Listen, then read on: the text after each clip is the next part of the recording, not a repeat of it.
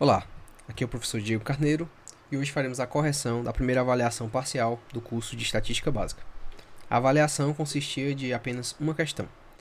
Ela dizia o seguinte: visando reduzir a incidência de acidentes de trânsito com motocicletas, a prefeitura de determinada cidade decidiu realizar um estudo comparando duas abordagens distintas. Para isso, a cidade foi dividida em 3 zonas com trânsito equivalente, zona A, B e C. Na zona A foram instaladas lombadas tradicionais a cada quilômetro da via. Na zona B, foram instaladas câmeras de monitoramento a cada 5 quilômetros. Já na zona C, não foi feita nenhuma medida, seria nosso grupo de controle. A tabela a seguir ela traz o número de acidentes em cada uma das 3 zonas, 3 meses após as intervenções. Então aqui eu tenho aqui 12 semanas, correspondente a 3 meses, e o número de acidentes que aconteceram em cada uma dessas zonas em cada semana, certo? Com base nesses dados, responda fundamentando em medidas estatísticas. Qual o efeito médio de cada política? Elas foram efetivas em reduzir o número de acidentes? Então aqui basicamente o que eu queria era que você comparasse as médias de acidentes entre as 3 zonas. Principalmente comparando os resultados da zona A com a zona C e da zona B com a zona C, que seria a nossa zona de controle. Então, o cálculo da média completa, somo e divido pelo número de observações. E aí eu tenho aqui os 3 valores: 5,67, 5,5 e 7,61. Só lembrando que algumas pessoas colocaram esses valores direto e omitiram os cálculos. Então eu tive que dar um pequeno desconto, certo? Então a gente pode inferir que o efeito das lombadas tradicionais, certo? Ou seja, do tratamento que foi dado na zona A, seria a diferença da média de A menos a média de C. Então seria menos 74 mortes por semana. Já o efeito das câmaras de vídeo monitoramento, seria o da zona B, seria aí menos 1,91 mortes, a diferença das duas médias, da região B e C, tá? Quem fez só uma comparação entre as 3 médias, calculou as 3 médias e comparou uma com a outra e concluiu que essas duas médias de A e B eram menores, isso aí eu considerei a questão, 100%. Qual o efeito do programa sobre a mediana dos acidentes? E sobre os quartis 1 e 3? Então, assim, o primeiro passo é gerar os roles, ou seja, ordenar os dados, aqui no caso em ordem crescente, na zona A, B e C. Você nota que a tabela que eu dei ela não é ordenada, então você poderia ordenar. Então aqui para organizar eu coloquei a primeira coluna como sendo o número do elemento, de 1 a 12. E aqui as zonas A, B e C. E agora as observações ordenadas em ordem crescente, tá? Do menor para o maior. E aí agora em seguida, para calcular a mediana, ele deve considerar o seguinte: como n é par, então basta que eu divida n por 2 e eu vou encontrar o elemento mediano, que é o 6. Então o sexto elemento será o nosso elemento mediano. Então nosso elemento mediano tá aqui, ó. O sexto elemento, então vai ser 6 para a zona A, 6 para a zona B e 7 para a zona C. Para achar a mediana, eu pego esse elemento, somo com o elemento seguinte e divido por 2. Então, para a zona A vai ser 6 mais 6 por 2, que dá 6. Para a zona B a mesma coisa. E para a zona C vai ser 7 mais 8 por 2, que dá 7,5. Então, o efeito das lombadas tradicionais, mais uma vez, eu faço a comparação aqui das medianas, certo? Quem também só calculou as medianas e comparou uma com a outra, eu aceitei também. Que no caso, a gente também chega à conclusão que houve uma redução das medianas pelos 2 tratamentos. Já o cálculo dos quartis, a forma como eu apresentei para vocês foi basicamente essa forma que tem lá no livro do Toledo e Ovalle, lá na página 169. Eu vi que outras pessoas utilizaram outros métodos, e existem realmente outros métodos de calcular os quartis. Então, desde que você deixasse claro o que você fez, eu aceitei. Mas eu vou dar esse aqui como sendo a referência para a gente trabalhar, tá? Então, para encontrar o elemento correspondente ao primeiro quartil, você pega a amostra, o número de observações, e divide por 1/4. Então, no caso, seria o terceiro elemento. Esse corresponderia ao nosso primeiro quartil. Se eu fizer isso, a mesma coisa para o terceiro quartil, seria o nono elemento. Tá? Então, assim, os quartis 1 e 3 das zonas A e B e C seriam, no caso, Q1 igual a 4, Q1B igual a 3, Q1C igual a 6, e os terceiros quartis Q3A igual a 6, Q3B igual a 7, Q3C igual a 9. Então, eu poderia fazer a mesma comparação dos efeitos das lombadas tradicionais, subtraindo aí os quartis com relação ao grupo de controle. Então eu veria que em todos eles houve uma queda, tá? Mais uma vez também, quem fez qualquer comparação dessa, calculou os quartis por esse método ou por outro e fez essa comparação entre as diferentes zonas, eu também considerei. Um detalhe que eu notei em várias provas, é importante frisar, é que muitas pessoas só fizeram as contas e não colocaram nenhuma interpretação. Então nesse caso eu tive que dar um desconto, certo? Porque para mim não importa só que você faça o cálculo, mas principalmente que você interprete o resultado. Então vamos para o item C. Qual das políticas apresentou resultados mais consistentes? E eu coloquei entre parênteses que menos variáveis, referência direta às medidas de amplitude ou medidas de dispersão, certo? Então, você poderia ter calculado qualquer medida de dispersão e feito a interpretação sobre ela, tá? Desde que a sua interpretação fosse consistente com o que você calculou, eu aceitaria a sua resposta. Eu fiz aqui 3 exemplos, né? São as mais simples. Amplitude total, eu pego o maior valor, subtraio do menor valor, e aí eu obtenho aqui as amplitudes, e aí você vê aqui que para a zona B, essa amplitude foi maior do que para a zona A. O desvio quartil, né? Eu tiro a diferença aqui do terceiro e do primeiro quartil, que já foram calculados antes, divido por 2, e eu vejo que essa diferença também foi maior para a zona B que para a zona A. E por fim, o desvio padrão, né, que é o mais complexo, mas também é a que a gente mais utiliza. Para construir o desvio padrão, eu sugiro, né? Muitas vezes pessoas fizeram a conta direta, eu sugiro montar uma tabelinha dessa, até para fins de organização. Então, basicamente, você pega cada informação, subtrai da média e eleva ao quadrado. E aí você constrói essa coluna aqui. E aí você tira a soma ao final, então você tem a soma da coluna.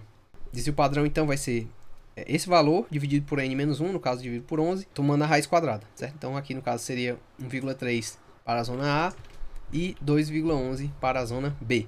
Tá? Algumas pessoas calcularam para a zona C, tudo bem, sem problemas. Mas o nosso foco aqui era principalmente a zona A e B, para poder comparar as duas, certo? Você pode observar, né, que em todas as medidas que eu calculei, a zona A tende a ter menos dispersão, certo? Um colega, se salvo engano, calculou via desvio médio, né, e obteve um resultado diferente. Como a interpretação dele foi consistente, né, com o que ele calculou, e o cálculo estava certo, então eu também considerei. Mas nesse caso aqui, nessas 3 medidas, a gente obteve o resultado aqui da zona A tendo uma dispersão, uma variabilidade menor dos resultados. Agora, a questão D, que era uma questão mais desafio, né? Considerando que os acidentes seguem aproximadamente uma distribuição normal, em qual zonas é menos provável ocorrer 9 acidentes ou mais em uma determinada semana? E aí eu gostaria aqui de relembrar, se vocês olharem aqui nossa aula 10 sobre medidas de dispersão, vocês vão lembrar desse gráfico aqui, tá? Eu falei para vocês que para muitos fenômenos na natureza, eles seguem uma distribuição do tipo normal, né? Vocês vão aprofundar esses conceitos mais adiante, mas para resolver essa questão, bastava você entender aquela questão dos intervalos. Né? Se eu tomasse aqui a média da distribuição, se eu mais subtrair um desvio, eu tenho 68% da amostra, dos casos, né? Desculpa. Se eu somar e subtrair 2 desvios, eu tenho aproximadamente 95%, 3 desvios, aproximadamente 99% do fenômeno que eu estou estudando, certo? O lance era usar esses intervalos aqui e tentar fazer alguma inferência a partir deles, tá? Então nós vamos precisar das informações que a gente calculou antes. A informação da média e do desvio padrão para A e B. Com base nas informações de A aqui, a média de 5,67 e o desvio padrão de 1,3, a gente consegue calcular o seguinte, olha, 95% do tempo, ou seja, 95% das semanas, o número de acidentes na zona A, ele vai estar no intervalo entre mais e menos 2 desvios padrões, ou seja, 95% vai estar aqui, né? Nessa faixa aqui, ó. Seria a média menos 2 desvios e a média mais 2 desvios, tá? Então, se você construir esse intervalo, a média, né, menos 2 vezes o S e a média mais 2 vezes o S, e aí substituindo os valores, você vai encontrar que aproximadamente espera-se que aconteça entre 3 e 8 acidentes em 95% do tempo. Ou seja, em apenas 5% do tempo, eu vou ter menos de 3 acidentes ou mais de 8, certo? Então, eu tenho essa janela aqui, que seria a que os eventos costumam acontecer. Então, a chance, né, de que aconteça um evento maior do que isso, maior do que 8 acidentes e menor do que 3, é aproximadamente 2,5% para cada, né? Assumindo aí que a distribuição é mais ou menos simétrica, tá?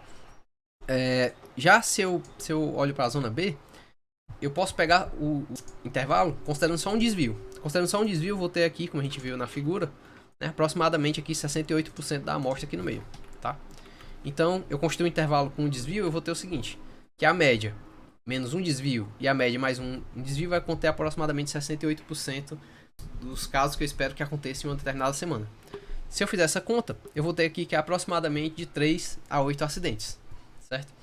Então, como 68% das vezes eu vou estar nessa faixa de 3 a 8 acidentes em determinada semana, eu vou estar fora dela em 32% dos casos, né? Que seria a diferença de 100% menos 68%. Então, em 32% do tempo, eu vou estar fora do intervalo aqui de 3 a 8.